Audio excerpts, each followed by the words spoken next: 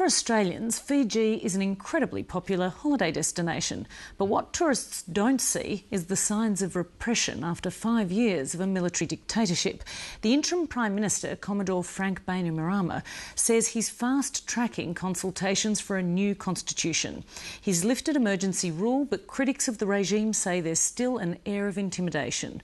The ABC's Philippa McDonnell has been on the ground in Fiji for Lateline.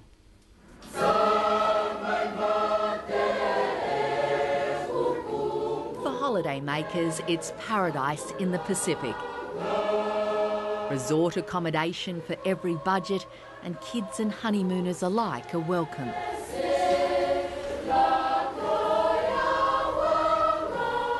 What's your message to the hundreds of thousands of Australians who come here on holiday and consider Fiji a paradise?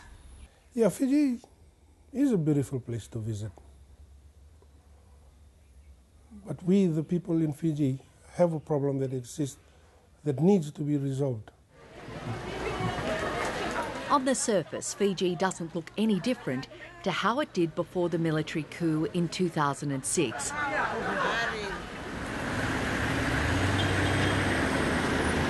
And while almost 40% of the people continue to live below the poverty line, some of the poor have benefited from Frank Bainimarama's reforms. But Dan Ure, the head of Fiji's peak union body, says for those who speak out against the regime, punishment is swift. Well, I landed into Nadi Airport on the Saturday morning. There was a police officer waiting for me, telling me that they wanted to see me at the police station in the airport. So I went into, and I asked what was I'd taken in for.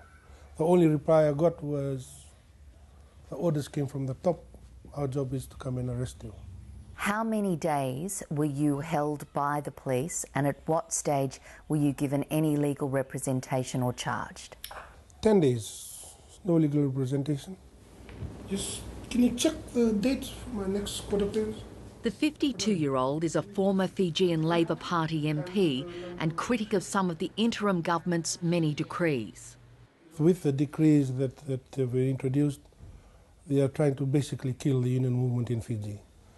For a decree that they put down, some organized union have basically been removed from its roles of looking after the interests of workers, particularly with the Air Pacific and other statutory bodies that we have in this country. The interim government says businesses critical to Fiji's economy need to be protected. It's accused the country's union movement of being fat cats. If you look at the history of trade unionism in this country, most of these people who are going out to Australia and New Zealand talking about trade unionism, they in fact sit in very comfortable positions. Most of the trade unions have only been strong in state-owned enterprises. They've been very strong in government-owned enterprises, or in fact the civil service.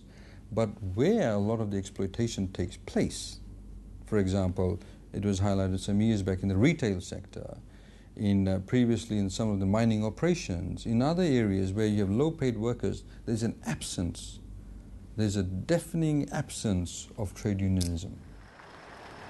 Dan Ure's bail conditions include reporting to Lautoka Police Station every night. What kind of jail term could you face? Life imprisonment, because the charge comes under the commitment of treason. When Commodore Bainimarama lifted Fiji's public emergency regulations in January, it came with a warning. We must all remember that public order, protecting the vulnerable and safeguarding the economy will always be paramount. At the same time, a public order amendment decree was introduced, meaning people could be held for up to 16 days without charge. After that, they have to appear in the court. Now, Fiji is not alone in this respect. There are many countries that do that. In fact, in USA, it's an indefinite period. Should the Attorney General and the President of USA decide to hold a person, there's in fact no prescribed limitation to that. Many other countries do that. Amen. And even the churches have to apply for permits to hold meetings other than services. Horses for courses, you have to realise the situation in Fiji. And if you see the actual focus of the amendment decree is to do with things like ethnic, religious, and racial vilification, which Fiji has been plagued with. Pro-democracy activists like Virasila Bondromo from the women's rights movement are calling for the decrees to be revoked. We need to tell the state that you've said that we're going to have elections in 2014. We want to see that process happen as well. However, we would like to see that process to be a legitimate process, and for us that means a process that is supported by the people, that's driven by the people, and for that process to be genuine, there needs to be the lifting of or the repealing of certain laws which are limiting people's ability to be able to express themselves openly and without fear. At the same time Fiji's emergency rule was being lifted, former MP Mary Samasoni was arrested and held in a cell for 5 days. I didn't expect it. I was coming off the plane and I was approached by the police, and the lady superintendent, the lady inspector, Lorraine, she just said that very quietly, we are arresting you and you will have to come with us. It came as a shock, but I contained myself. Why was she held for 5 days? What kind of a message does it send when a 73-year-old woman, a former MP, is held without charge? I understand in Australia you've had people who are 75 years old who've been charged with pedophile. Age is not of significance if a person is allegedly committed an offence. Let's not get emotional about this. The point is that if a person has committed or alleged to have committed an offence under the particular law, they will be charged according to that law. The 73-year-old businesswoman is charged with inciting political violence. There are 20 Fijians currently charged with treason-related offences, and if they're convicted, they face hefty prison terms.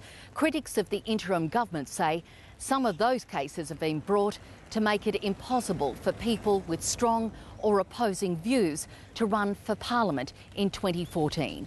In the meantime, Frank Bainimarama and his senior colleagues haven't ruled out standing in the elections.